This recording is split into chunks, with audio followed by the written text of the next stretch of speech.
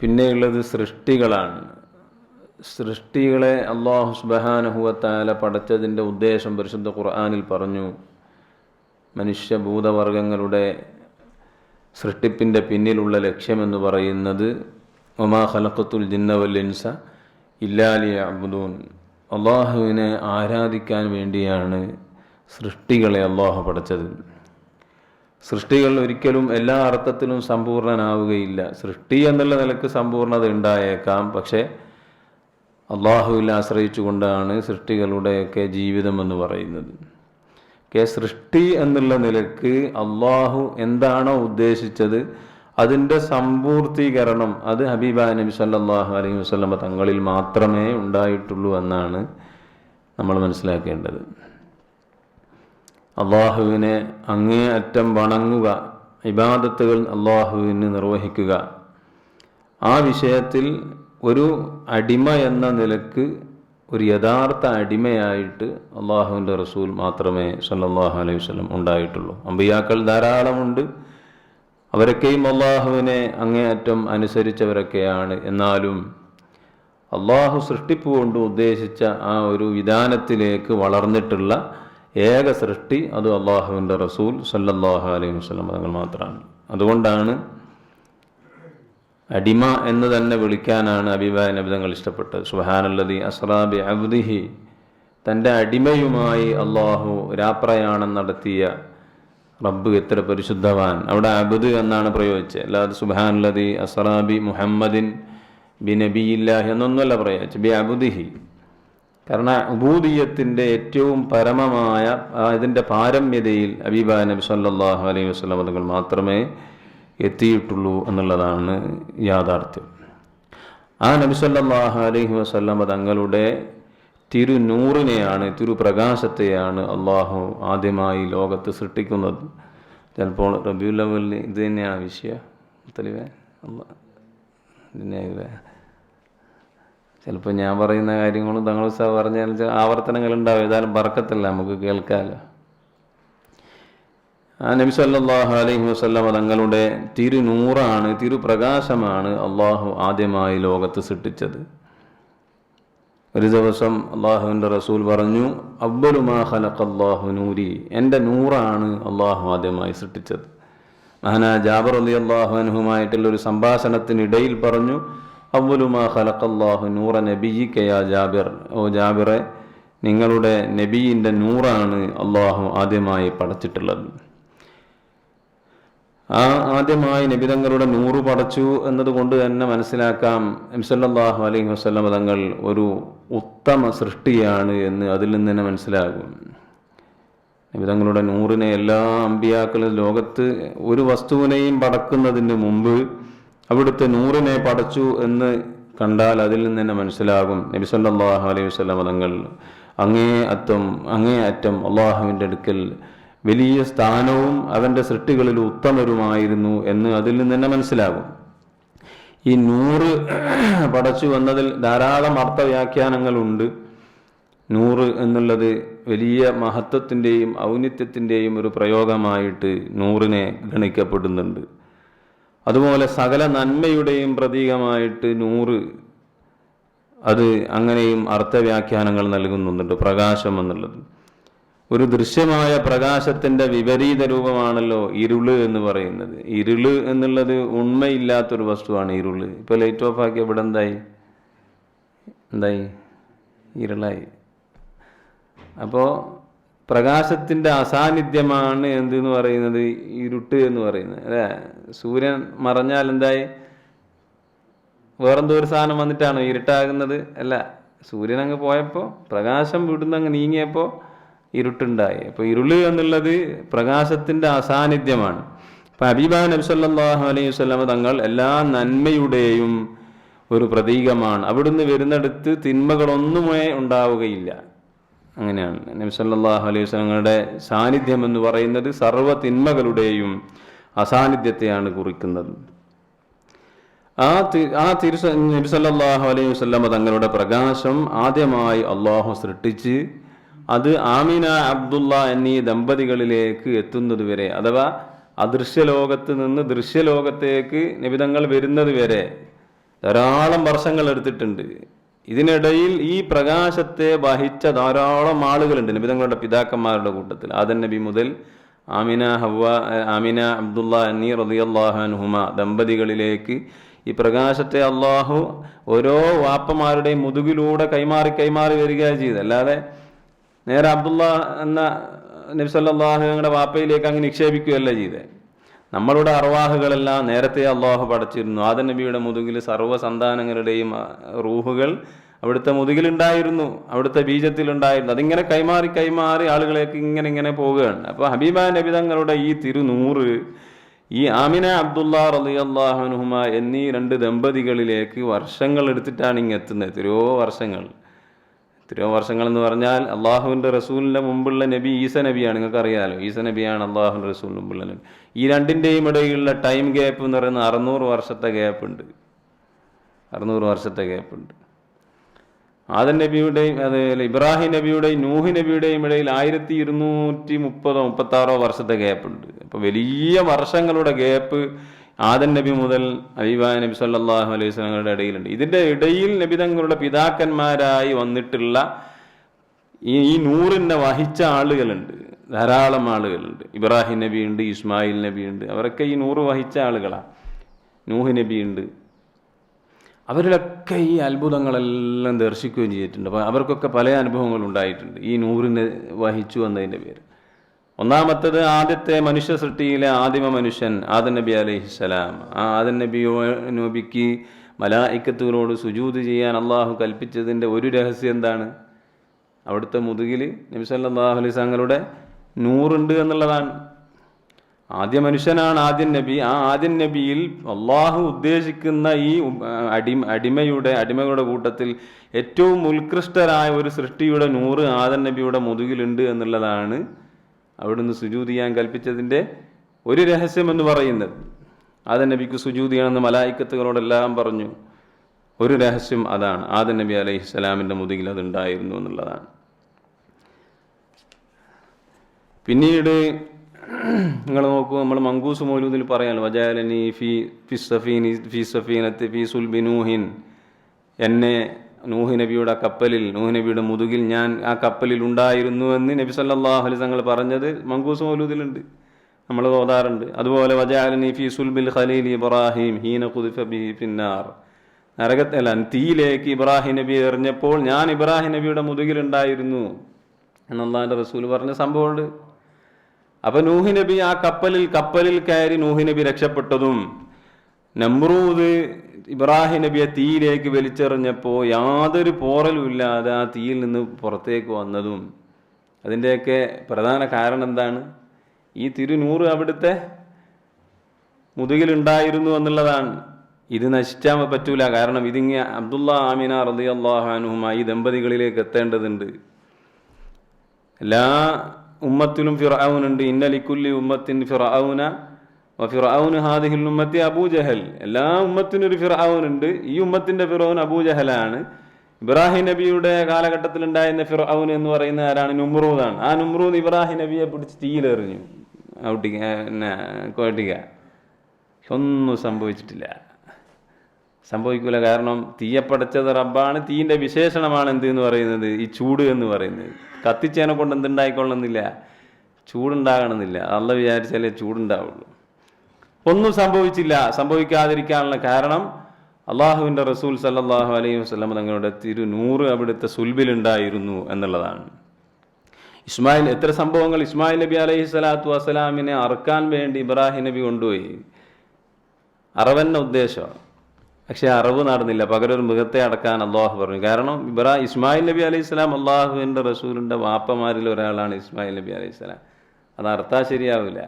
ആ നൂറിനെ അടുത്ത ആളിലേക്ക് കൈമാറണം. അതുകൊണ്ടാണ് ഈ പറയപ്പെട്ട ഉപ്പാപ്പമാരെല്ലാം വിശുദ്ധരായിരുന്നു എന്ന് പറയുന്നത്. ഈ നൂറിനെ ആരൊക്കെ വഹിച്ചോ അവരൊക്കെ വിശുദ്ധന്മാരായിരുന്നു, അവരൊക്കെ വിശ്വാസികളായിരുന്നു. അവരൊന്നും ബഹുദൈവ ആരാധനയിൽപ്പെട്ട ആളുകളായിരുന്നില്ല. എല്ലാവരും വിശ്വാസികളായിരുന്നു. അള്ളാഹുവിൻ്റെ ഹബീബിൻ്റെ നൂറിനെ വഹിച്ച ആളുകളെല്ലാം. ഇസ്മായിൽ നബിയെ, അതിൻ്റെ ഇടയിലൊരു സംഭവം പറയും.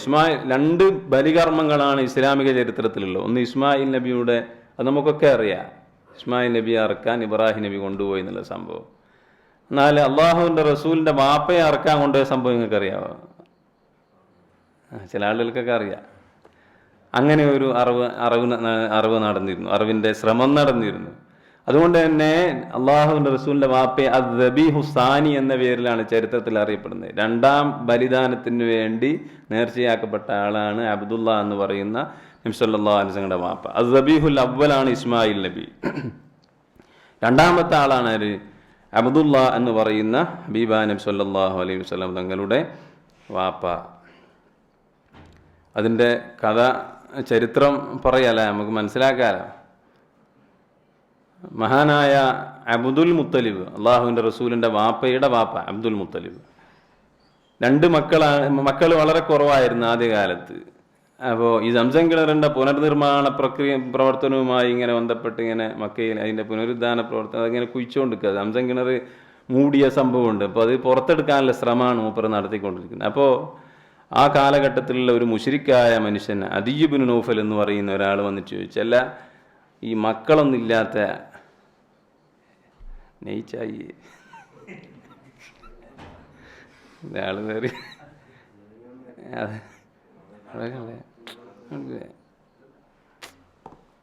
കാലാടും തണിയോ അങ്ങനത്തെ മനസ്സിലാക്കുന്നുണ്ട്.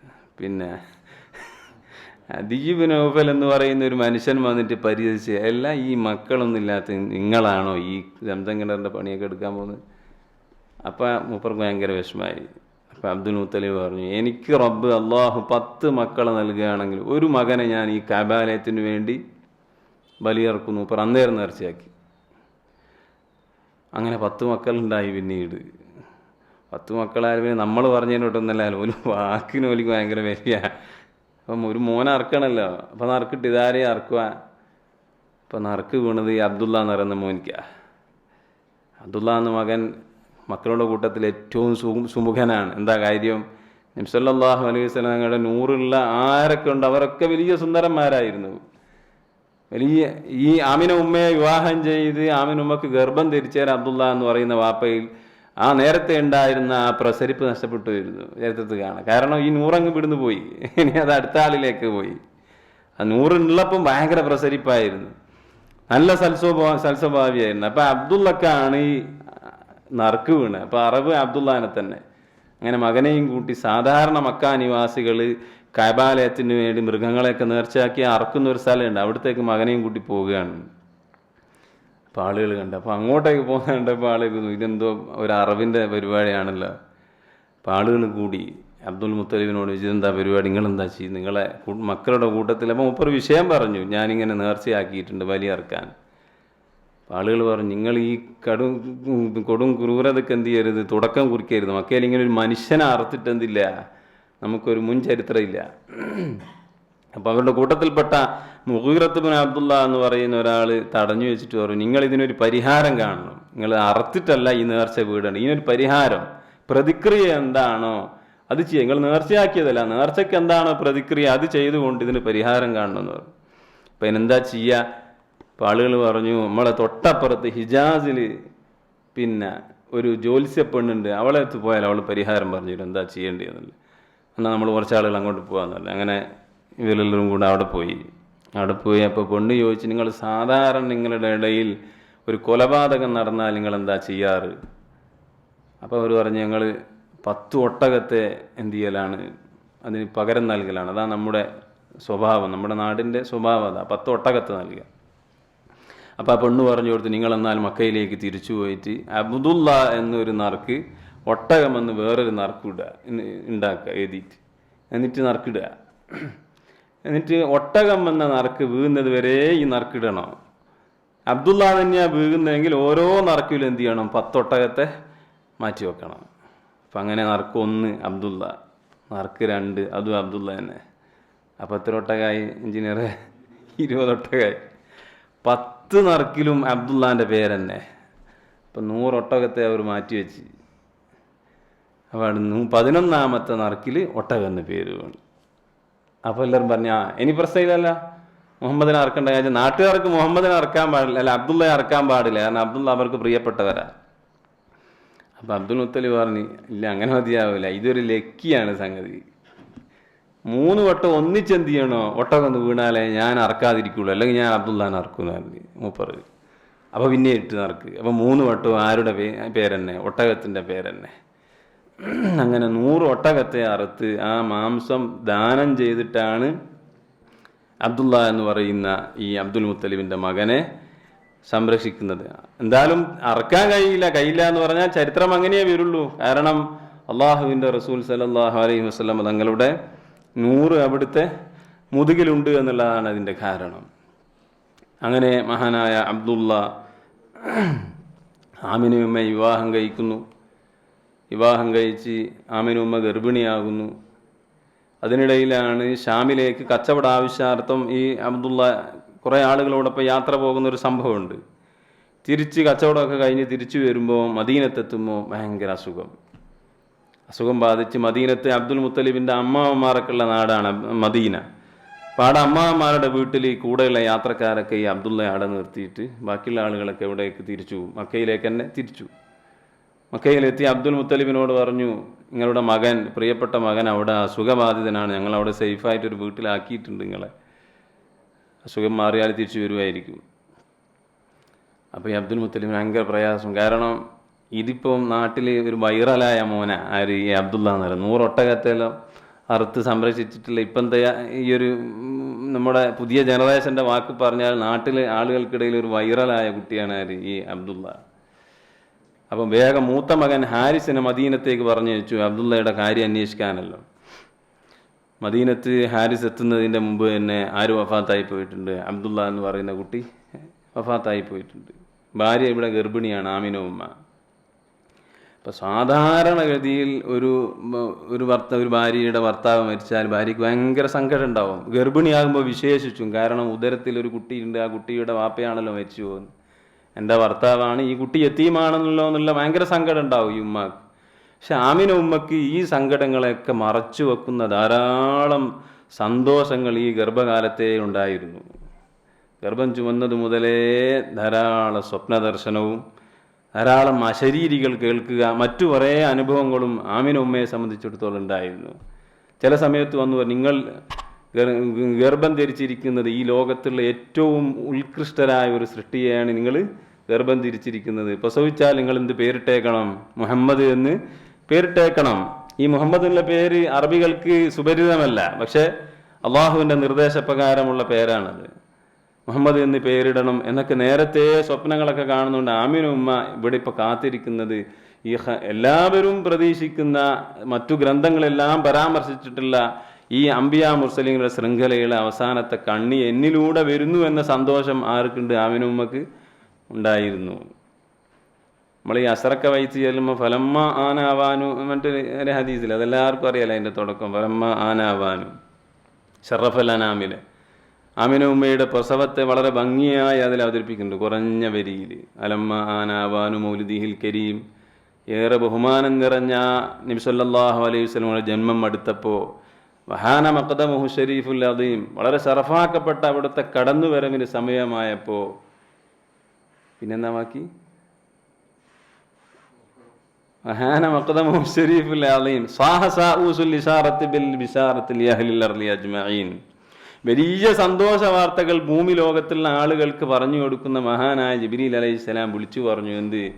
വമാ അർസൽനാക ഇല്ലാ റഹ്മത്തൻ ലിൽ ആലമീൻ, റഹ്മത്തുൽ ലിൽ ആലമീനായ ഒരു ജന്മം നിങ്ങളിലേക്ക് വരുന്നുണ്ട്. നബി സല്ലല്ലാഹു അലൈഹി വസല്ലം തങ്ങളെ റഹ്മത്തുൽ ആലമീൻ നമുക്കൊക്കെ അറിയുന്ന കാര്യമാണ്, നമ്മളെ ഈ ആയത്ത് നമുക്കൊക്കെ അറിയാം. ഇപ്പോൾ ഭൂമിയിലെ നിവാസികൾക്ക് ജിബ്രീൽ അലൈഹിസ്സലാമിൻ്റെ ഒരു സന്ദേശമാണ് എന്ത്? ഇതാ വരാൻ പോകുന്നത് റഹ്മത്തുൽ ആലമീൻ വരാൻ പോവുകയാണ്. ഈ സന്ദേശം കൈമാറിയപ്പോൾ ഫഹഫത്ത് ബിഹുമ്മിഹി ആമിനത അൽ മലായികത്തുൽ അബ്റാർ, അതിൽ കാണാം മലക്കുകളെല്ലാം ആമിനുമ്മ പ്രസവത്തിൻ്റെ സമയമായപ്പോൾ കുറേ മലക്കുകൾ വന്ന് ചുറ്റും ഇങ്ങനെ നിന്നു. വതഹ്ജുബുഹാ ബി അജ്നിഹതിഹാ അൻ അയുനിൽ അഗ്യാർ, അവർ ഈ ജനങ്ങളുടെ ദൃഷ്ടിയിൽ നിന്ന് ആമിന ഉമ്മയെ തടുത്തു നിൽക്കാൻ ചിറക് വിരിച്ചിങ്ങനെ ഒരു മറ സൃഷ്ടിച്ചു ആമിന ഉമ്മയുടെ ചുറ്റും. മലക്കുകൾക്ക് ചിറകുണ്ട്, അറിയില്ലേ? ഉണ്ട്. ചിറക് വിരിച്ചാടെ ഒരു മറ സൃഷ്ടിച്ചു.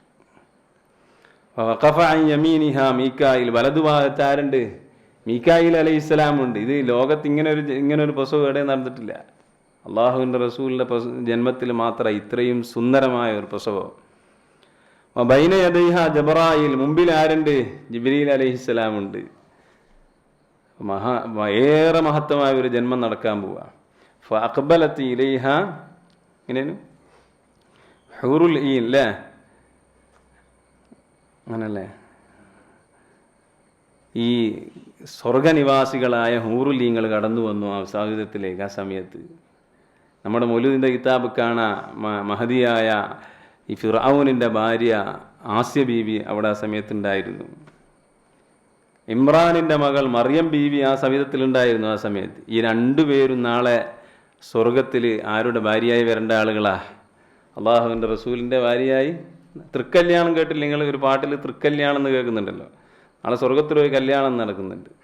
3 സ്ത്രീകളെയാണ് കല്യാണം. ഒന്ന് ഈ ആസ്യ ബീവിയാണ്, ഒന്ന് മറിയം ബീവിയാണ്, ഒന്ന് മൂസ നബിയുടെ സഹോദരി കുൽസും അല്ലെ, ഉമ്മു കുൽസും, അങ്ങനെയാണെന്ന് തോന്നുന്നു.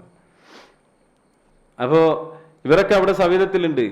ഹൂറുലീങ്ങളെല്ലാം കടന്നു വന്നു.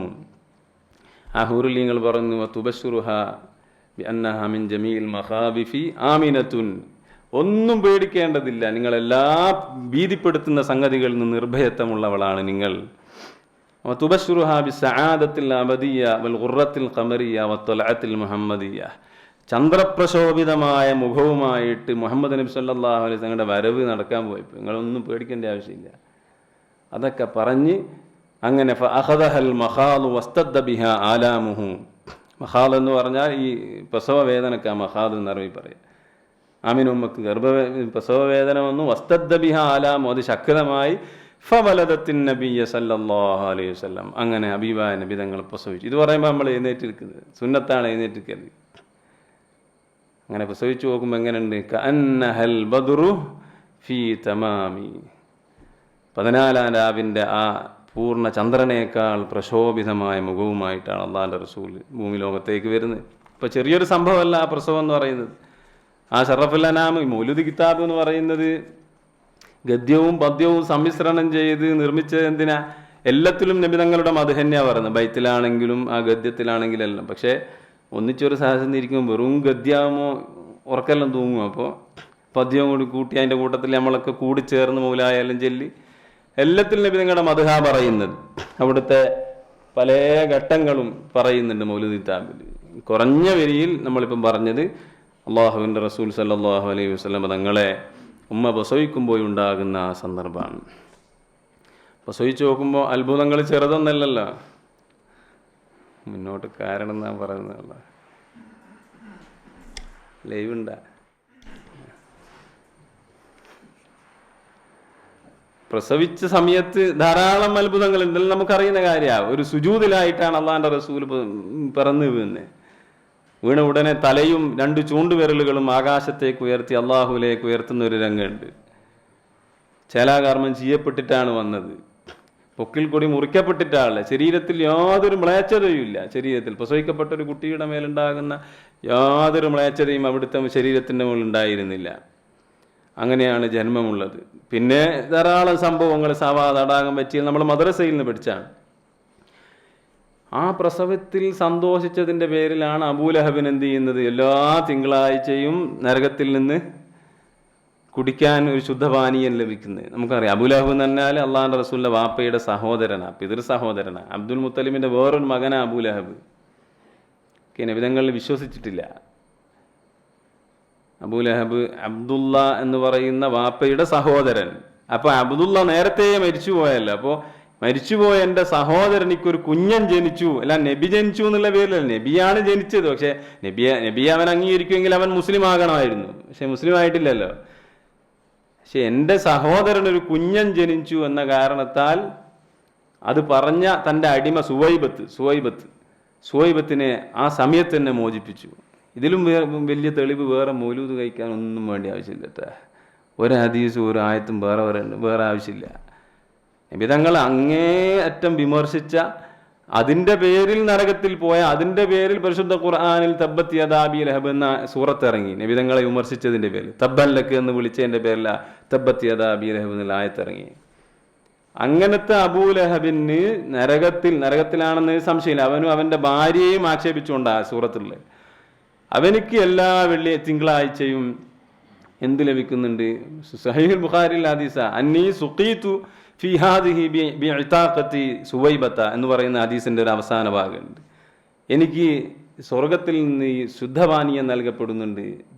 ചില ഇതിൽ തിങ്കളാഴ്ച എന്ന് തന്നെയുണ്ട്. എന്താ കാര്യം? അബ്ദുള്ള എന്ന് പറയുന്ന സഹോദരന് മകൻ ജനിച്ചു. അത് യാദൃശികമായി എന്നോണം അവന്റെ ഈ അടിമയെ മോചിപ്പിക്കൽ അള്ളാഹിന്റെ റസൂലിന്റെ ജന്മത്തിലായതുകൊണ്ട് അവനിക്ക് നരകത്തിൽ ചെറിയൊരു ഇതുണ്ട്.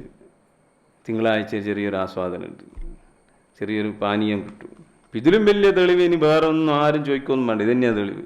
അവിശ്വാസിയല്ലാത്ത നബിയെ അങ്ങേയറ്റം ജീവിതത്തിൽ വിമർശിച്ച ഒരു മനുഷ്യനിക്ക് ജന്മദിനത്തിൽ സന്തോഷിച്ചു, തൻ്റെ അടിമയെ മോചിപ്പിച്ചു. അത് പറഞ്ഞു പോയി സന്തോഷ വാർത്ത പറഞ്ഞത് അടിമയാകുന്ന സുവൈബത്ത. അപ്പോൾ സുവൈബത്തിനോട് പറഞ്ഞു, നീ ഇനി മുതൽ എൻ്റെ അടിമയായി നിൽക്കേണ്ടതില്ല. ഈ സുവൈബത്തുൽ അസ്ലമി നബി സല്ലല്ലാഹു അലൈഹി വസല്ലങ്ങൾക്ക് പിന്നീട് മുലയൂട്ടിയ സ്ത്രീകളിൽ പ്രധാനപ്പെട്ടൊരു സ്ത്രീയാണ്. ഹലീമ ബിവിയെ പോലെ സുവൈബത്ത് എന്ന് പറയുന്ന ആ സ്ത്രീ. അപ്പൊ നബി സല്ലല്ലാഹു അലൈഹി വസല്ലം തങ്ങൾ അദൃശ്യ ലോകത്ത് നിന്ന് ദൃശ്യലോകത്തേക്ക് നബി തങ്ങൾ വന്നു. ആമിന ഉമ്മയുടെയും അബ്ദുള്ള റളിയല്ലാഹു അൻഹു ദമ്പതികളുടെയും മകനായി ജനിച്ചു. ആ ജന്മത്തിന് ശേഷം ധാരാളം പ്രയാസങ്ങൾ അള്ളാഹുവിന്റെ റസൂലിനുണ്ട്. വാപ്പ നേരത്തെ മരിച്ചുപോയി, ഉമ്മയും അധികം വൈകാതെ തന്നെ ഉമ്മയും മരിച്ചു. സൽസ്വഭാവിയായ നാട്ടിലെല്ലാവരും അംഗീകരിച്ചു. ഖദ് ലബിസ്തു ഫീക്കും ഉംറൻ മിൻ ഖബ്ലിഹി, ഞാൻ നിങ്ങളിൽ 40 വയസ്സ് ജീവിച്ചിരുന്നില്ലയോ എന്ന് ചോദിക്കുന്ന ഒരു പരിശുദ്ധ ഖുർആനിൽ ഒരു ആയത്തുണ്ട്. എന്ന് വെച്ചാൽ അത്രയും സമ്പൂർണനാണ്, ആർക്കും ഒരു എതിരഭിപ്രായമില്ല. ആ മക്കയിലെ ഖുറൈശികൾ തന്നെയാണ് അല്ലമീൻ എന്ന് പേരിടുന്നത്. അല്ലാണ്ട് വിശ്വാസികളൊക്കെ പാടെ ഒരു നമ്മളെ നേതാവിനെ വിളിക്കും പോലെ വിളിച്ചതല്ല. അല്ലമീൻ എന്ന് ആ മക്കയിലെ നിവാസികൾ തന്നെ വിളിച്ചതാ, അവിടുത്തെ സ്വഭാവം കണ്ടിട്ട്. ഒരു 40 കൊല്ലമൊക്കെ ജീവിച്ചാൽ ഇനി ഞാനെന്ത് പറഞ്ഞാലും ആളുകൾ അംഗീകരിക്കുന്നില്ല. എനിക്ക് ഒരു ദിവസം നബി സല്ലല്ലാഹു അലൈഹി വസല്ലം ഞങ്ങൾ സഫാ മർവയുടെ മുകളിൽ കയറിയിട്ട് മക്ക ഖുറൈശികളൊക്കെ വിളിച്ച്, അപ്പോൾ ഒച്ചകേട്ട് എല്ലാവരും വന്ന് അപ്പോൾ ചോദിച്ചു, നിങ്ങളെ അറ്റാക്ക് ചെയ്യാൻ ഒരു ശത്രു വിഭാഗം നിങ്ങളുടെ പിന്നിൽ നിന്ന് വരുന്നു എന്ന് ഞാൻ പറഞ്ഞാൽ നിങ്ങൾ അംഗീകരിക്കുമോ എന്ന് ചോദിച്ചു. അപ്പോൾ അവർ ആ സമയത്ത് പറഞ്ഞു, ഖാലു ബല, നമുക്കൊരു സംശയമില്ല കേട്ടാ, കാരണം നിങ്ങളിതുവരെ കള്ളത്തരോ നമ്മോട് പറഞ്ഞിട്ടില്ലല്ലോ. അപ്പോൾ ആ ഗ്യാപ്പ് വെച്ചിട്ട് നബി സല്ലല്ലാഹു അലൈഹി വസല്ലം പറഞ്ഞു, ഫഇന്നീ നസീറുൻ ലക്കും ബൈന യദി അദാബിൻ ഷദീദ്, നിങ്ങൾ വിശ്വസിച്ചിട്ടില്ലെങ്കിൽ നിങ്ങൾക്ക് വലിയ അദാബ് ഉണ്ടാവും കേട്ടോ, ഞാൻ പറയുന്ന കാര്യത്തിൽ നിങ്ങൾ വിശ്വസിക്കണം എന്ന് പറഞ്ഞപ്പോൾ വാപ്പയുടെ സഹോദരൻ അബൂലഹബ് ഒരാളുണ്ട്. അബൂലഹബ് എഴുന്നേറ്റ് എന്ന് ചോദിച്ചു, തബ്ബൻ ലക യാ മുഹമ്മദ് അലിഹാദ ജമഅതന, ഇതിനു വേണ്ടിയാണോ ഞങ്ങളെ വിളിച്ചു കൂട്ടിയത് എന്ന് പറഞ്ഞുകൊണ്ട് നബി തങ്ങളെ ആക്ഷേപിച്ചുകൊണ്ട് ആ സാസിൽ സംസാരിച്ചു.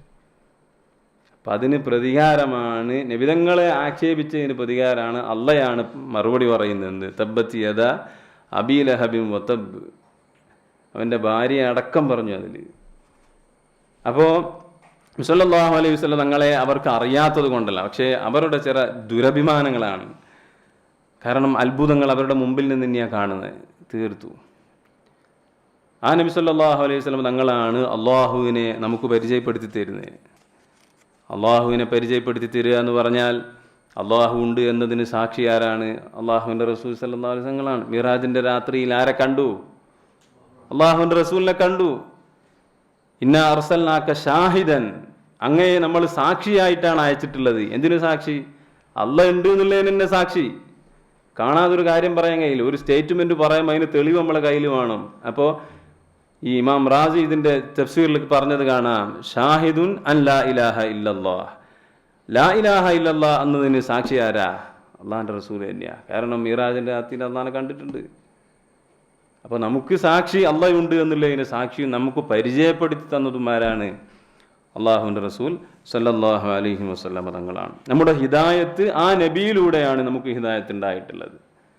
അപ്പം ഹിദായത്തിൻ്റെ ചെറിയൊരു ഇത്തിരി വെട്ടം നമ്മളിൽ അള്ളാഹു കത്തിച്ചു തന്നു. ആ ഹിദായത്തിനെ നിലനിർത്തുക എന്ന് പറയുന്നത് നമ്മുടെ വാരിച്ചൊരു ഉത്തരവാദിത്തമാണ്. ഹിദായത്ത് കിട്ടുക എന്ന് പറയുന്നത് പൈസ കൊടുത്താൽ കിട്ടുന്നതോ ഒന്നുമല്ല. അള്ളാഹു അനുഗ്രഹമായി നൽകിയാൽ മാത്രമേ ആ ഹിദായത്ത് കിട്ടുള്ളൂ. അല്ലെങ്കിൽ ഫിർഔനിന് അബൂജഹലിന് കിട്ടണമായിരുന്നു. കാരണം അവരൊക്കെ ദൃക്സാക്ഷികളാണ്. അവർ കാണാത്ത അത്ഭുതങ്ങളൊന്നുമില്ല. നബിതങ്ങളുടെ ജീവിതം കണ്ടു, എല്ലാം കണ്ടു, പക്ഷെ അവർക്ക് വിശ്വസിക്കാനായിട്ടില്ല. അപ്പോൾ ഹിദായത്ത് കിട്ടുക എന്ന് പറയുന്നത് ചെറിയൊരു സംഗതി. നമ്മളെ അതിലേക്ക് തിരഞ്ഞെടുത്തു എന്ന് പറയുന്നത് ഭയങ്കര സംഭവമാണ്. ഇത്രയും അവിശ്വാസികൾക്കിടയിൽ വിശ്വാസികളായി അള്ളാഹു നമ്മെ തിരഞ്ഞെടുത്തു എന്ന് പറയുന്നത് അത് ചെറിയൊരു സംഭവമൊന്നല്ല, വലിയ സംഭവമാണ്. കൂടെ അന്ന് നമ്മളൊക്കെ പാട്ട് പാടാറില്ലേ, അന്ന് നമുക്ക് ജീവിക്കാൻ, നമ്മൾ ചിലപ്പോൾ ആഗ്രഹിച്ചു പോകുന്ന ചില ആളുകൾ പറയും സ്വഹാബത്ത് ജീവിച്ച കാലത്ത് നമുക്ക് ജീവിക്കാൻ കഴിഞ്ഞില്ലല്ലോ എന്നൊക്കെ പറയുന്നത് വെറുതെ. അന്ന് ജീവിച്ച എല്ലാവരും മുസ്ലിമായിട്ടാ.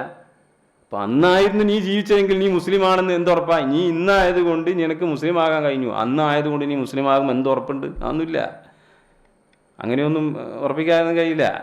കാരണം അത് അള്ളാഹു മാത്രം ചെയ്തു തരേണ്ട ഒരു സംഗതിയാണ്. പരിശുദ്ധ ഖുർആനിൽ അള്ളാഹുവിൻ്റെ റസൂൽ സല്ലല്ലാഹു അലൈഹി വസല്ലമയോട് അള്ളാഹ് പറഞ്ഞില്ല, ഇന്നക ലാ തഹ്ദി മൻ അഹ്ബബ്ത, നിങ്ങൾ ഇഷ്ടപ്പെടും പോലെ ഒന്ന് ആളുകളെ ഹിദായത്തിലേക്ക് എത്തിക്കാൻ അങ്ങേക്ക് കഴിയൂലട്ടാ. അള്ളാഹു റസൂലിനോട് പറഞ്ഞതാണ്.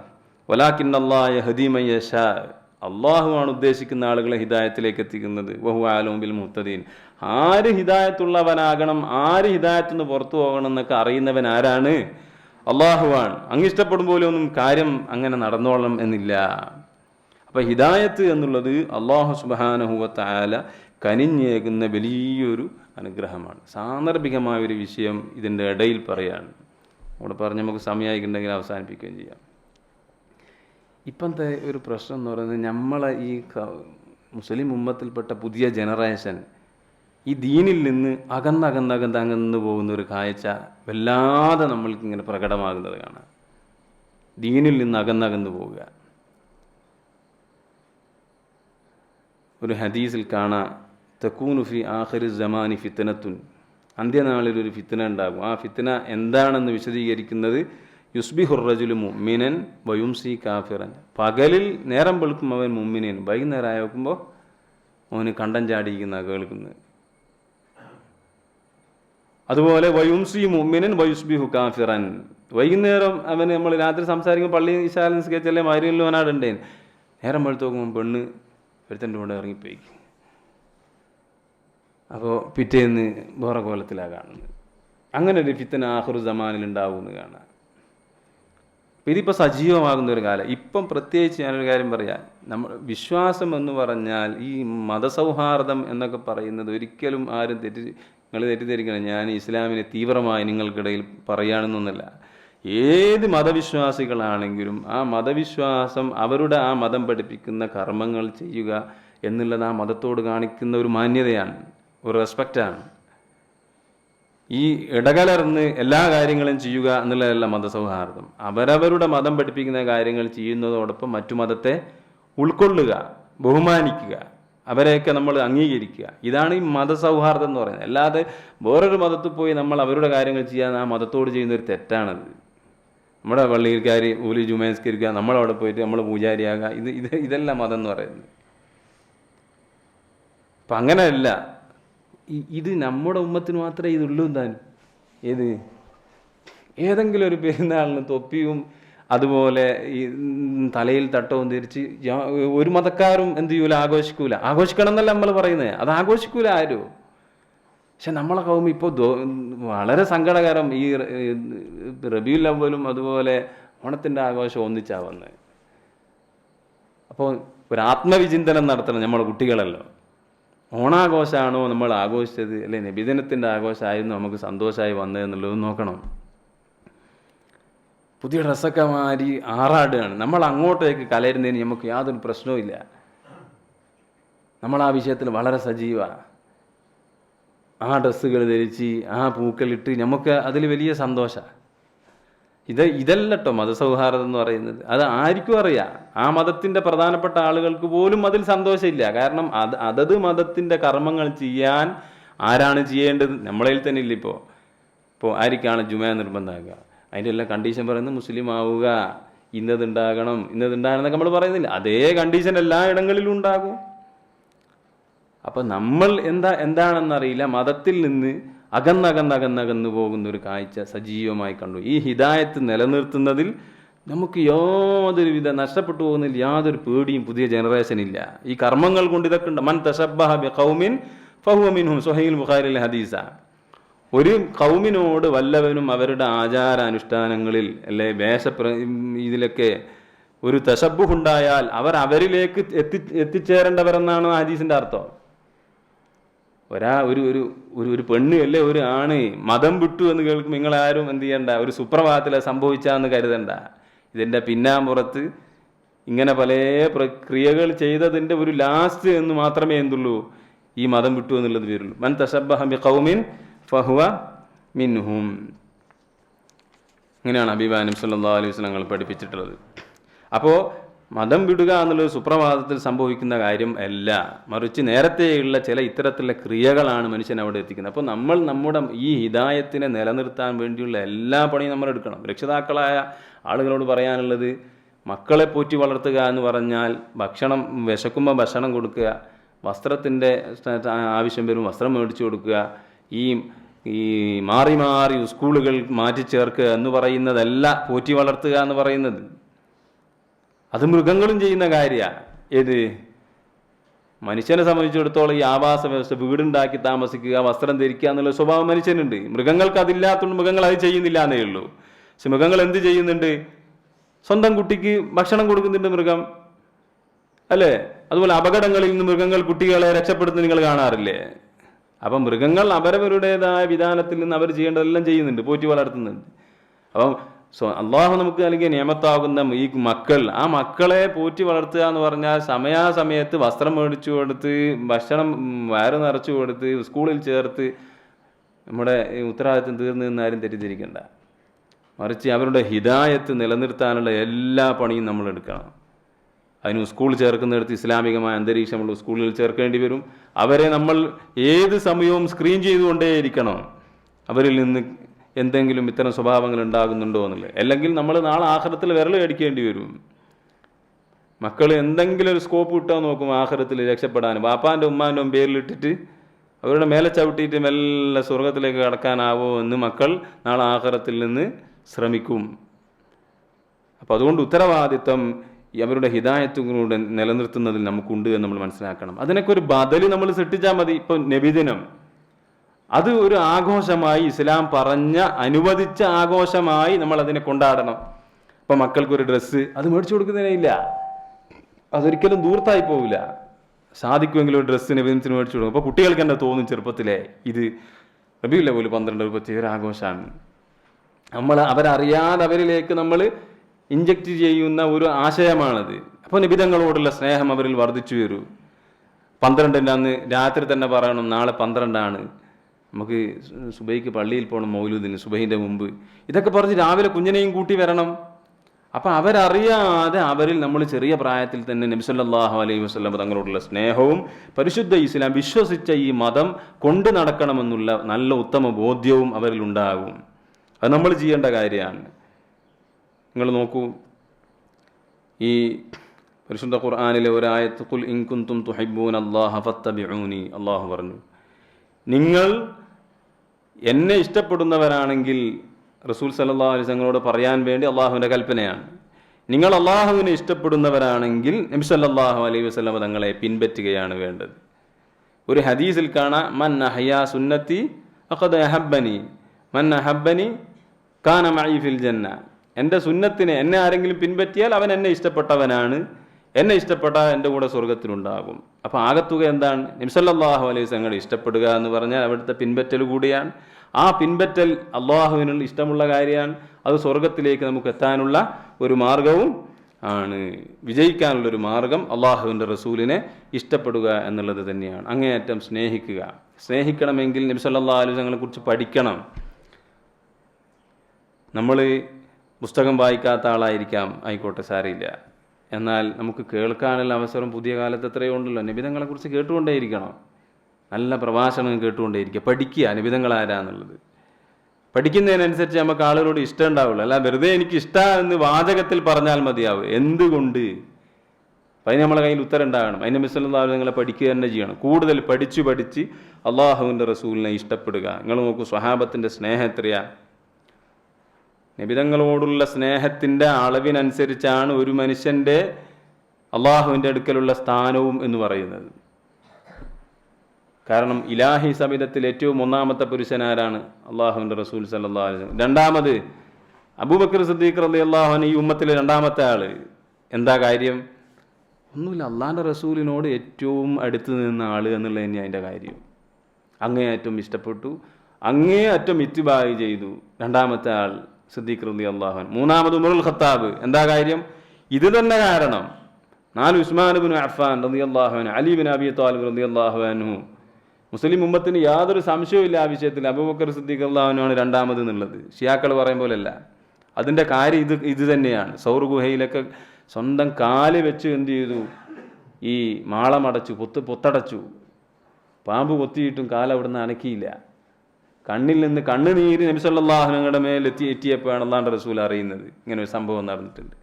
പാമ്പിനെ പറഞ്ഞിട്ടും കാര്യമില്ല കേട്ടോ. പാമ്പ് അള്ളാഹുവിൻ്റെ റസൂലിനെ കാണാൻ വന്നതാണ്. പാമ്പ് അള്ളാഹുവിൻ്റെ റസൂലിനെ കാണാൻ വന്നതാണ്. അപ്പോൾ അവിടെ ഒരു തടസ്സം കണ്ടപ്പോൾ കൊത്തിയെന്നേ ഉള്ളൂ. പാമ്പിന് അറിയാത്തത് കൊണ്ടല്ല. അതിൽ നിങ്ങൾക്ക് സംശയമുണ്ടോ? നബി സല്ലല്ലാഹു അലൈഹി വസല്ലം പറഞ്ഞില്ലേ, ഇന്നി ലഅരിഫു ഹജറൻ കാന യുസല്ലിമു അലയ്യ ഖബ്ല അൻ നുബഅസ. ഞാൻ നബിയായി നിയോഗിക്കപ്പെടുന്നതിന് മുമ്പ് തന്നെ ഞാൻ നടന്നു പോകുമ്പോൾ എല്ലാം എന്നോട് സലാം പറയുന്ന ഒരു കല്ലിനെ എനിക്കറിയാം. മക്കത്ത് നടന്നു പോകുമ്പോൾ എല്ലാം ആ കല്ല് സലാം പറയും. സലാം അലൈക്കും യാ റസൂലല്ലാഹ്. കല്ലിന് ജീവനുണ്ടായിട്ടാ അല്ല. ഇവിടെ ഒരർത്ഥത്തിൽ കുറഞ്ഞ വിഭാഗത്തിന് അള്ളാഹുവിൻ്റെ റസൂലിനെ അറിയാത്തുള്ളൂ.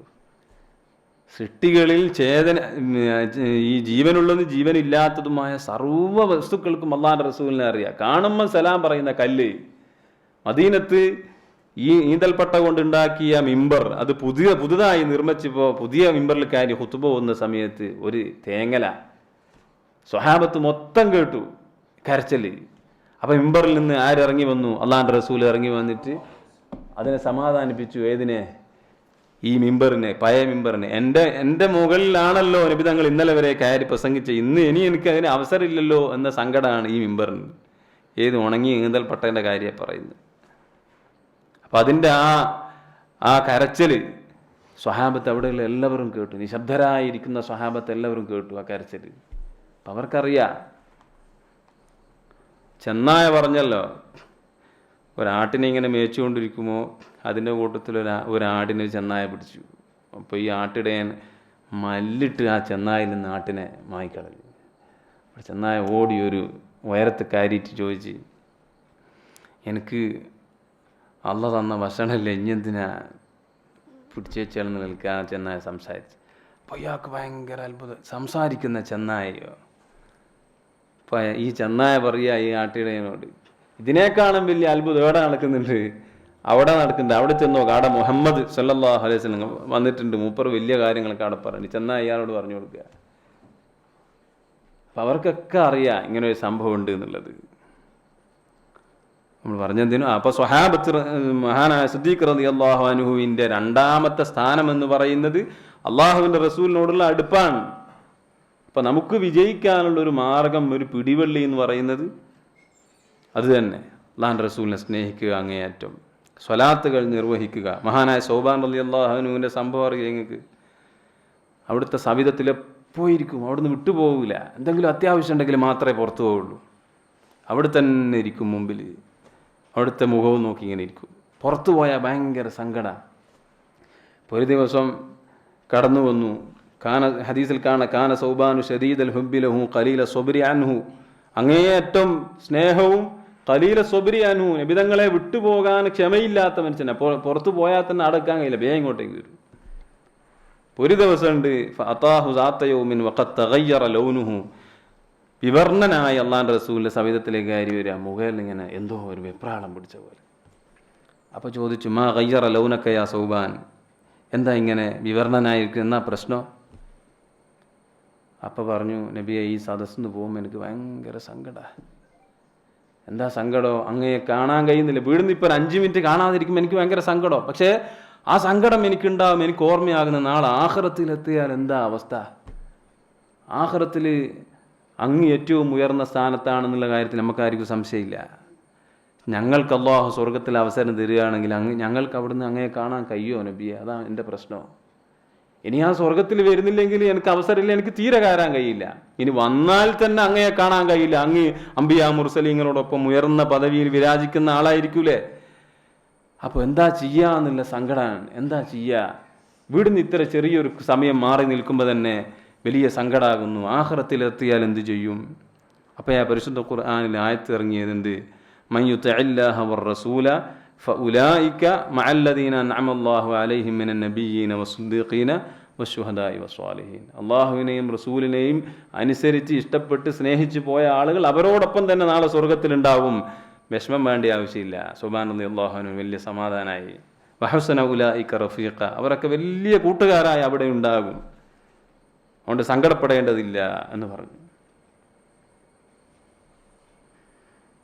മഹാനായ ഉമ്മു സലമ സ്വഹാബത്തിൻ്റെ സ്നേഹം തിരിയാൻ വേണ്ടി പറയാണ് ചരിത്ര സംഭവങ്ങൾ നിങ്ങൾക്ക് തന്നെ അറിയുന്നതായിരിക്കും. ഉമ്മു സലമ, അബൂ സലമ എന്ന് പറയുന്ന 2 ഭാര്യ ഭർത്താക്കന്മാരുണ്ട്. അപ്പോൾ മദീനത്ത് നിന്ന്, മക്കത്തിൽ നിന്ന് എല്ലാവരും മദീനത്തേക്ക് ഹിജറ പോകാനുള്ള അവസരം വന്നു, വിളിയാളം വന്നു. എല്ലാവരോടും വിശ്വാസികളോടൊക്കെ മദീനത്തേക്ക് പോയിക്കൊള്ളാനുള്ള നിർദ്ദേശവും വന്നു. അപ്പോൾ ഈ സലമത്ത് എന്ന് പറയുന്ന കുട്ടിയുണ്ട് ഇവർക്ക്. രണ്ടും 2 ഗോത്രക്കാരാണ്. അപ്പോൾ തീരുമാനിച്ചു, നമ്മൾ മദീനത്തേക്ക് പോകുകയല്ലേ, എല്ലാം ഇട്ടേച്ച് പോക്കാണ്. NRC സ്വത്തും കുടുംബവും എല്ലാം ഒഴിവാക്കിയിട്ടുള്ള പോക്കാ, അവിടെ നിൽക്കലില്ല, പോന്നാ. അപ്പോൾ തീരുമാനിച്ച് ഭാര്യയും ഭർത്താവും, ഇവർ വിശ്വാസികളാണ്, ഗോത്രക്കാർ ഇവരെ അംഗീകരിക്കുന്നില്ല. വിശ്വസിച്ചതിൻ്റെ പേരിൽ ഇവർക്ക് അവിടുന്ന് വലിയ പ്രയാസങ്ങളൊക്കെ ഉണ്ട്.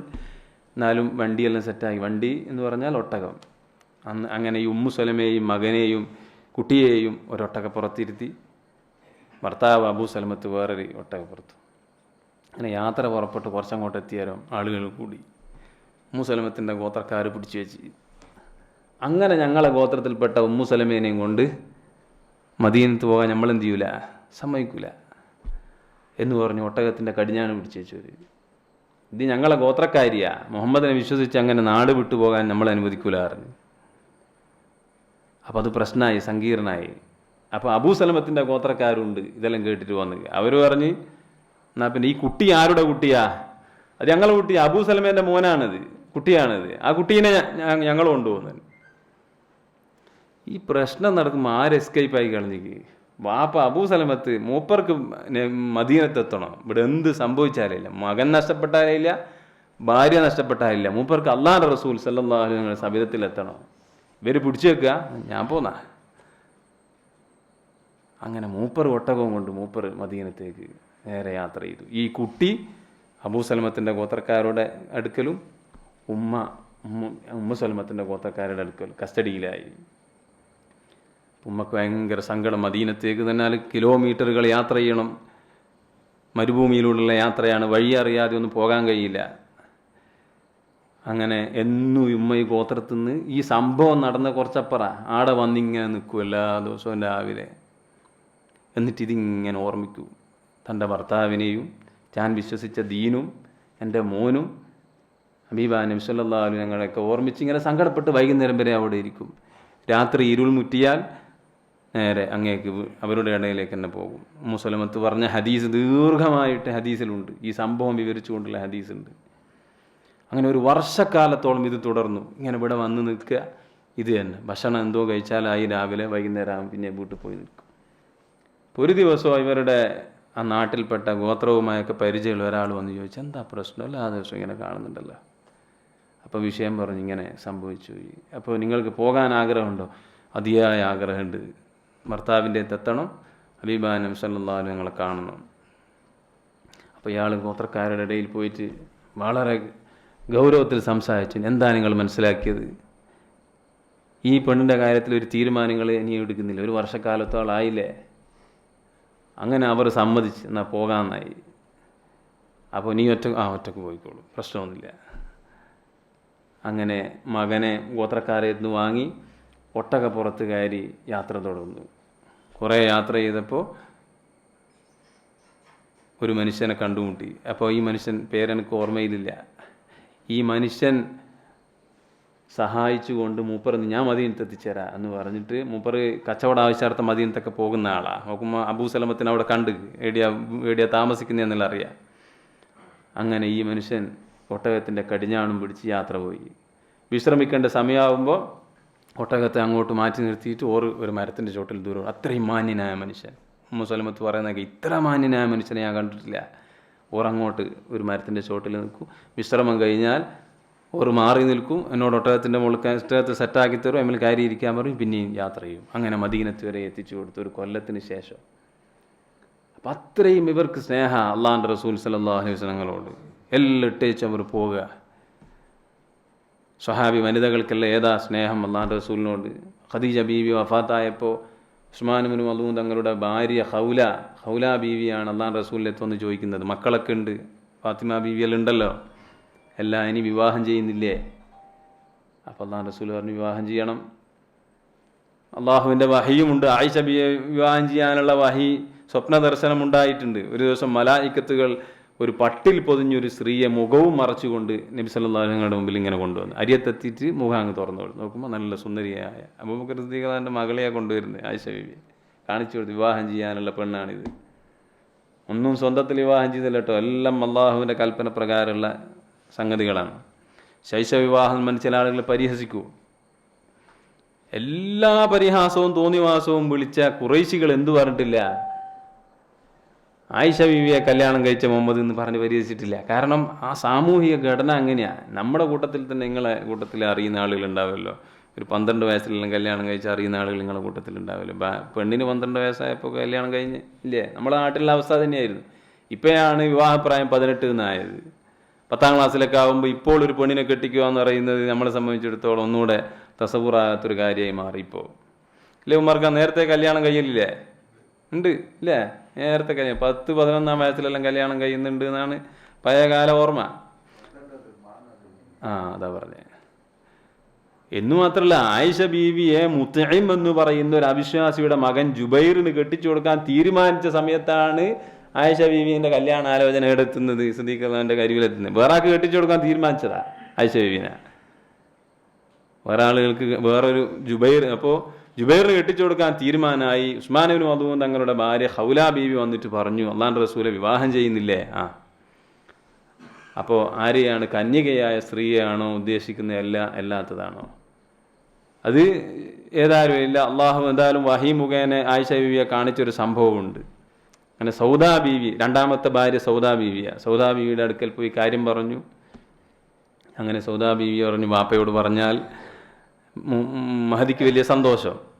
അപ്പോൾ വാപ്പ അസുഖബാധിതന്നെ വാപ്പയുടെ അടുക്കൽ പോയി കാര്യം പറഞ്ഞു. അപ്പോൾ വാപ്പ പറഞ്ഞു, മുഹമ്മദ് നബിയോട് ഇങ്ങോട്ട് വരാൻ പറഞ്ഞു, എനിക്ക് സുഖമില്ല, ഞാൻ വിവാഹം ചെയ്തു കൊടുക്കും. ഇപ്പോൾ 400 ദിർഹമിനാണ് മഹർ കൊടുത്തുകൊണ്ടാണ് വിവാഹം ചെയ്യുന്നത്. ആ സമയത്ത് സൗദയുടെ ആങ്ങള ഹജ്ജിൻ്റെ കർമ്മത്തിന് മക്കയിൽ പോയ സമയമാണ് അബ്ദുള്ള തിരിച്ചു വന്ന ഒരു മകളെ സൗദയെ മുഹമ്മദ് നബിക്ക് കെട്ടിച്ചു എന്ന് കേട്ടപ്പോൾ ഇയാൾക്ക് കലികേറി. ഇയാൾ വമ്പം തെറിയ അള്ളാഹുവിൻ്റെ റസൂലിനെ. പിന്നീട് വിശ്വാസിയായി ഈ മനുഷ്യൻ. വിശ്വാസിയായതിനു ശേഷം ഈ മനുഷ്യനിക്കുള്ള സങ്കടം എന്ന് പറയുന്നത്, എൻ്റെ പെങ്ങളെ കെട്ടിയതിൻ്റെ പേരിൽ ഞാൻ തെറി പറഞ്ഞു പോയല്ലോ എന്നുള്ള സങ്കടം തീരാത്ത സങ്കടമായി ബാക്കിയാവുകയും ചെയ്തു വിശ്വാസിയായിട്ട് ശേഷം. അപ്പോൾ ആയിഷ ബീവിൻ്റെ വിഷയത്തിൽ ഇങ്ങനെ തന്നെയാണ്. ആയിഷ ബീവിൻ്റെ അടുക്കൽ പോയി നോക്കുമ്പോൾ അത് വേറെ ഒരാൾക്ക് കെട്ടിച്ചു കൊടുക്കാൻ തീരുമാനമായിരുന്നു. ഉമ്മുറുമാന സിദ്ദീഖ് റളിയല്ലാഹുവിൻ്റെ ഭാര്യയാണ്. പറഞ്ഞു, അതിന് ഇങ്ങനെ പറഞ്ഞു പോയിട്ടുണ്ട്, പക്ഷേ നിങ്ങൾ ഇവിടെ തന്നെ നിൽക്കണം, സിദ്ദീഖ് തങ്ങൾ വന്നിട്ട് ഒന്ന് തീരുമാനാക്കിയിട്ടേ പോകണ്ടു, കാരണം അള്ളാഹുവിൻ്റെ റസൂൽ കല്യാണം കഴിക്കൂ എന്നല്ലേ പറയുന്നത്. അപ്പോൾ സിദ്ദീഖ് റളിയല്ലാഹു വന്നപ്പോൾ വിഷയം പറഞ്ഞപ്പോൾ സിദ്ദീഖ് റളിയല്ലാഹു വാക്ക് നേരത്തെ കൊടുത്തത്, വാക്കിൻ്റെ വിലയാണ് നിങ്ങൾ മനസ്സിലാക്കേണ്ടത്. വാക്ക് വേറെ ആൾക്ക് കൊടുത്തത് കൊണ്ട് മാത്രം അല്ലേ, വലിയൊരു ഓപ്ഷനല്ലേ. ഇപ്പറോ അള്ളാഹുവിൻ്റെ റസൂൽ ഞാൻ കെട്ടിച്ചു കൊടുത്താൽ മതി, ആരും ഒന്നും പറയാനൊന്നുമില്ല. പക്ഷേ അവിടെ നിൽക്കും, ഞാനൊന്ന് മുത്തഈമിൻ്റെ വീട്ടിൽ പോയി സംസാരിക്കട്ടെ, എന്നിട്ട് ഇപ്പോൾ നമുക്കത് ക്ലിയർ ആക്കാമെന്ന് പറഞ്ഞു. അങ്ങനെ മുത്തുവിൻ്റെ വീട്ടിൽ പോയി പറഞ്ഞപ്പോൾ തന്നെ ഈ ജുബൈറിൻ്റെ വാപ്പ പറഞ്ഞു, വിശ്വാസിയായ സിദ്ദീഖിൻ്റെ മോള എൻ്റെ മോനിക്ക് കെട്ടിക്കണ്ടെന്ന് പറഞ്ഞു. അപ്പോൾ വേറൊന്നും പറഞ്ഞിട്ടില്ല. അള്ളാഹുവിൻ്റെ റസൂൽ കെട്ടാൻ തീരുമാനിച്ചുകൊണ്ട് ഇത് ഞങ്ങൾ ക്യാൻസൽ ചെയ്യാമെന്നല്ല പറഞ്ഞേ. അവിടെ എത്തിയപ്പം പറഞ്ഞു, വിശ്വാസിയായ അബൂബക്കറിൻ്റെയും ഉമ്മുറുമാനയുടെയും മകള എൻ്റെ മോൻ കെട്ടണ്ടെന്ന് പറഞ്ഞു ഇയാൾ. അപ്പോൾ സിദ്ദീഖ് വലിയ സന്തോഷമായി. അപ്പോൾ തിരിച്ചു വന്ന് കല്യാണത്തിൻ്റെ കാര്യങ്ങൾ പറഞ്ഞു. 6ാം വയസ്സിലാണ് നിക്കാഹ് നടക്കുന്നത്, 9ാം വയസ്സിലാണ് വീട് കൂടുന്നത്. അപ്പോൾ ആയിഷ ബീവിയേക്കാൾ 8 വയസ്സ് കൂടുതലാണ് ഫാത്തിമ ബീവിക്ക്. ആയിഷ ബീവിയെ കിട്ടിയത് കൊണ്ടുള്ളൊരു ഗുണം എന്ന് പറയുന്നത് ചെറിയ ഗുണമല്ല. ഹിജറ 58 വരെ ആയിഷ ബീവി ജീവിച്ചു. ആയിഷ ബീവിയോളം ബുദ്ധിമതിയായ സ്ത്രീ, അത്രമാത്രം വിവരമുള്ള ഒരു സ്ത്രീ, അത്രമാത്രം ആ കാലഘട്ടത്തിൽ വൈദ്യത്തിൽ വിവരമുള്ള ഒരു സ്ത്രീ, അതുപോലെ ഈ കവിതയിലൊക്കെ വിവരമുള്ള വേറൊരു സ്ത്രീ ഉണ്ടായിരുന്നില്ല ആയിഷ ബീവിയോളം.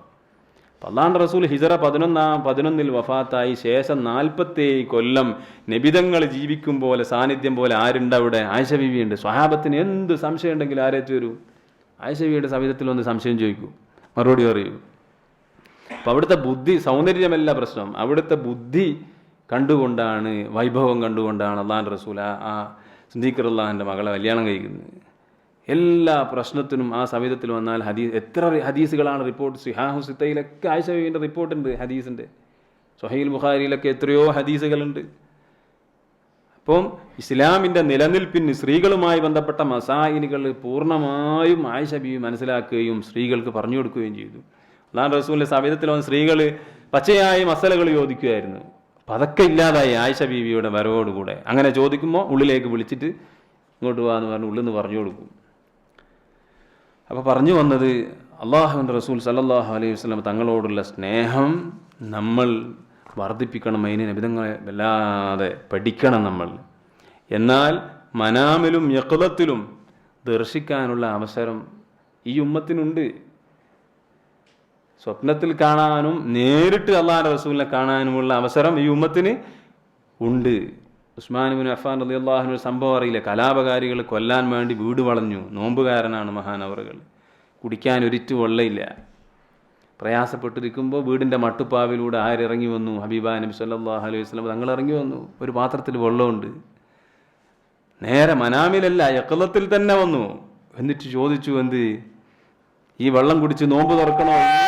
എന്നിട്ട് കലാപകാരികളിൽ നിന്ന് രക്ഷപ്പെടണോ? അല്ലെങ്കിൽ എൻ്റെ സവിധത്തിൽ വന്ന് നോമ്പ് തുറക്കാനാണോ ഉദ്ദേശം? എന്താണ് ഓപ്ഷൻ ഉണ്ട്? ഒന്നിക്കിൻ്റെ ഷഹീദായ എൻ്റെ സവിധത്തിൽ വന്ന് നോമ്പ് തുറക്കാം, അല്ലെങ്കിൽ കലാപകാരികളെല്ലാം ഇവിടുന്ന് അകറ്റി മാറ്റാനും നിങ്ങൾക്ക് നോമ്പ് തുറക്കാനുള്ള അവസരം ഉണ്ടാക്കുക. എന്താ വേണ്ടേ? കലാപകാരികൾ എന്ത് ചെയ്താലും എനിക്ക് അങ്ങനെ ഒരു സമിതത്തിലെത്തണം, എനിക്ക് അവിടുന്ന് നോമ്പ് തുറക്കണം. അവിടുന്ന് ഷഹീദായി. ഭാര്യ നായില പറഞ്ഞത് ഇബ്നു കസീർ അവിടുത്തെ അൽബിദായത്തു വന്നിഹായയിൽ ഈ ചരിത്ര സംഭവം പറഞ്ഞത് കാണാം. അപ്പം അങ്ങനെ അള്ളാഹുവിൻ്റെ റസൂൽ മഹാനായ നമ്മുടെ അഹ്മദുൽ കബീർ റിഫായി റളിയല്ലാഹു അൻഹു മദീനത്ത് നിന്ന് അവിടുത്തെ റൗള ഷരീഫിൻ്റെ ഭിത്തികൾ പിളർന്ന് നിബിതങ്ങൾ കൈ നീട്ടിക്കൊടുത്ത സംഭവമില്ലേ? ഫിഹാലത്തിൽ റൂഹൻ കുന്തു ഉർസിലുഹു എന്നുള്ള പദ്യം ദീർഘമായി പാടി അകലെ നിന്ന് എല്ലാ ദിവസവും എൻ്റെ ആത്മാവിനെ അങ്ങയുടെ സവിധത്തിലേക്ക് ഞാൻ അയക്കാറുണ്ട് നബിയെ. ഇന്ന് എൻ്റെ ആത്മാവും ശരീരവും ഇവിടെ വന്നിരിക്കുകയാണ്, അങ്ങയുടെ കരങ്ങൾ നീട്ടിത്തരുമെന്ന് പറഞ്ഞപ്പോൾ മദീനത്തെ റൗള ഷരീഫിൻ്റെ ഭിത്തി അവിടുന്ന് പിളർന്ന് നിബിതങ്ങൾ കൈ നീട്ടിക്കൊടുത്തു, കൈ പിടിച്ച് ചുംബിക്കാനുള്ള അവസരം കൊടുത്തു. ഇതൊക്കെ വഫാത്തിന് ശേഷമുള്ള സംഭവങ്ങളാണ്. അപ്പം നമ്മുടെ സ്നേഹം അതൊരിക്കലും വൃഥാവിലായി പോവുകയില്ല. നമുക്ക് ഒരു പിടിവള്ളി അതുതന്നെയാണെന്ന് മനസ്സിലാക്കി നമ്മൾ കൂടുതൽ അള്ളാഹുവിൻ്റെ റസൂലിനെ പഠിക്കാനും സ്വലാത്തുകൾ ചെല്ലാനും നിബിതങ്ങളെ കാണണമെന്നൊരു ആഗ്രഹമായി നിലനിൽക്കുകയും ചെയ്യണം. അങ്ങനെയൊന്നും ആലോചിക്കാണ്ട് എങ്ങനെ അങ്ങ് ജീവിച്ചു പോയാൽ പറ്റുക? നമുക്കിതൊക്കെ പഠിപ്പിച്ചു തന്ന അള്ളാഹുവിൻ്റെ റസൂൽ നമുക്ക് കാണണ്ടേ? അപ്പോൾ കാണണമെന്ന ആഗ്രഹമുണ്ടാകുമ്പോൾ സ്വാഭാവികമായി നമ്മുടെ സ്വഭാവത്തിലൊക്കെ മാറ്റം ഉണ്ടാവും. നമ്മൾ വഞ്ചിക്കാൻ നമ്മൾ ഉണ്ടാവുകയില്ല, കളവ് പറയാനുണ്ടാവുകയില്ല, ഹറാമുകൾ ചെയ്യാൻ നമ്മൾ മാറി നിൽക്കും. അപ്പം അത് നമ്മുടെ ഒരു അങ്ങേയറ്റത്തെ ആഗ്രഹമായി നിലനിൽക്കണം. അള്ളാഹു മനാമിലും യഖ്ളത്തിലും ഹബീബായ നബി തങ്ങളെ കാണാൻ നമുക്ക് തൗഫീഖ് നൽകുമാറാകട്ടെ. ആമീൻ. അല്ലേ? ഇനി ദിക്റിൽ ഇതായിരുന്നു ഇവിടെ.